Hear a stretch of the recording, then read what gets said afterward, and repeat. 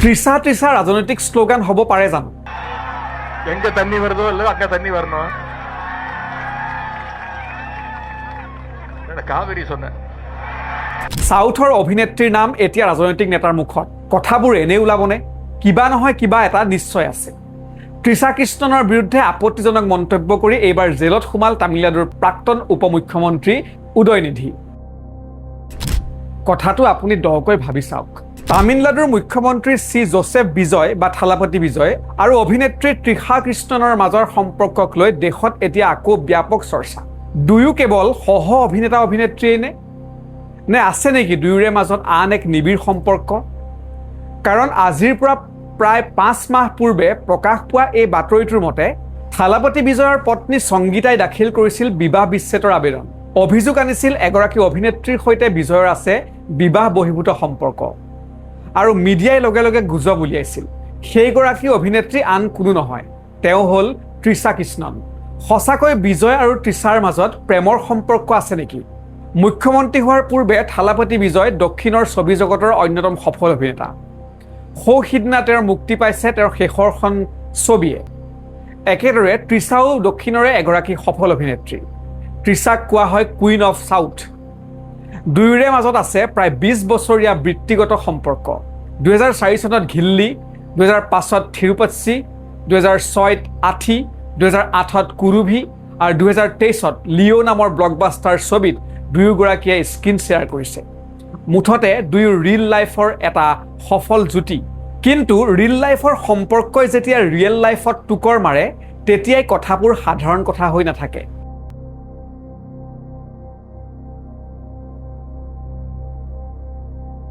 বহুতে এতিয়া ক'ব বিজয়েতো আন বহু অভিনেত্ৰীৰ লগত কাম কৰিছে, কিন্তু চৰ্চা কেৱল ত্ৰিছা কৃষ্ণনৰ লগত কিয়?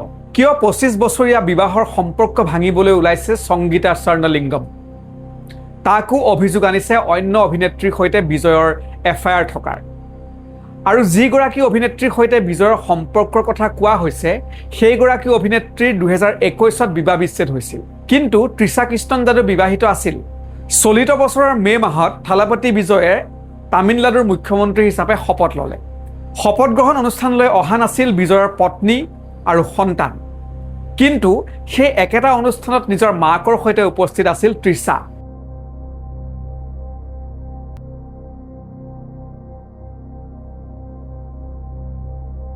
তাৰ পিছত বিজয়ৰ জন্মদিনৰ দিনা ত্ৰিছাৰ আন এক আকৰ্ষণীয় পোষ্ট।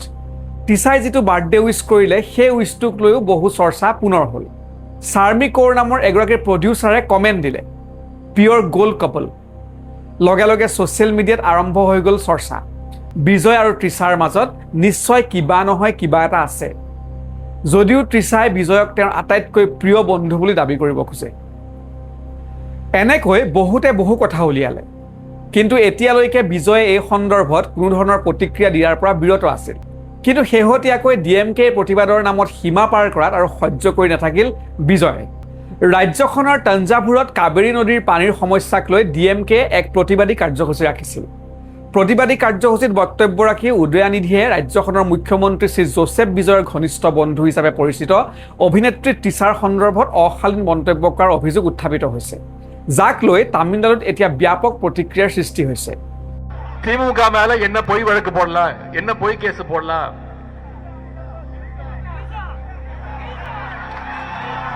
எங்க தண்ணி வருதோ இல்ல அங்க தண்ணி வரணும். காவிரி சொன்ன তাঞ্জাভুৰ ইষ্ট আৰক্ষীয়ে প্ৰতিবাদী সভাখনত DMKৰ নেতাগৰাকীয়ে কৰা মন্তব্যৰ বিৰুদ্ধে একাধিক অভিযোগ লাভ কৰাৰ পিছতে গোচৰ ৰুজু কৰে। আৰক্ষীয়ে উদয়নিধি ষ্টেলিনৰ গৃহত উপস্থিত হৈ তেওঁক সোধা পোছাৰ বাবে লৈ যায়। লগে লগে DMKৰ কৰ্মী আৰু সমৰ্থকসকলে বাসগৃহৰ বাহিৰতো প্ৰতিবাদ সাব্যস্ত কৰে।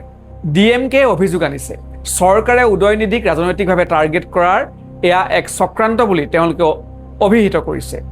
অভিযোগ অনুসৰি প্ৰতিবাদী কাৰ্যসূচীত ভাষণৰ মাজতে সমৰ্থকসকলে ত্ৰিছা ত্ৰিছা বুলি চিঞৰিছিল।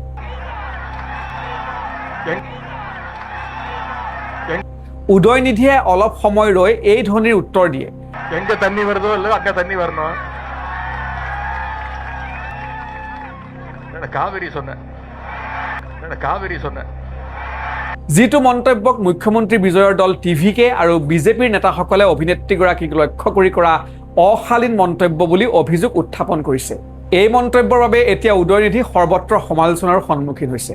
বিৰোধী দলসমূহে অভিযোগ আনিছে যে এনে ভাষা মহিলাগৰাকীৰ প্ৰতি অপমানজনক আৰু এজন জ্যেষ্ঠ নেতাৰ মুখত কেতিয়াও শোভা নাপায়। মুঠৰ ওপৰত তামিলনাডুৰ ৰাজনীতিত এতিয়া অন্যতম চৰ্চিত নাম তৃষা কৃষ্ণন। মুঠৰ ওপৰত তৃষা কৃষ্ণনৰ জনপ্ৰিয়তাৰ সীমা এতিয়া কেৱল ছবি উদ্যোগতে সীমাবদ্ধ হৈ থকা নাই। তামিলনাডুৰ ৰাজনীতিৰো অন্যতম চৰ্চিত নাম হৈ পৰিছে তৃষা কৃষ্ণন, বিশেষকৈ বিজয়ে মুখ্যমন্ত্ৰীৰ চকীত বহাৰ পাছৰে পৰা।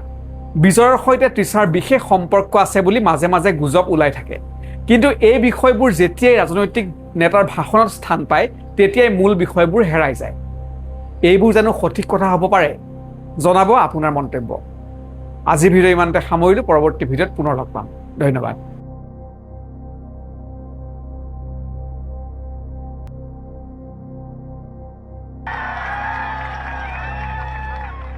காவேரி சொன்ன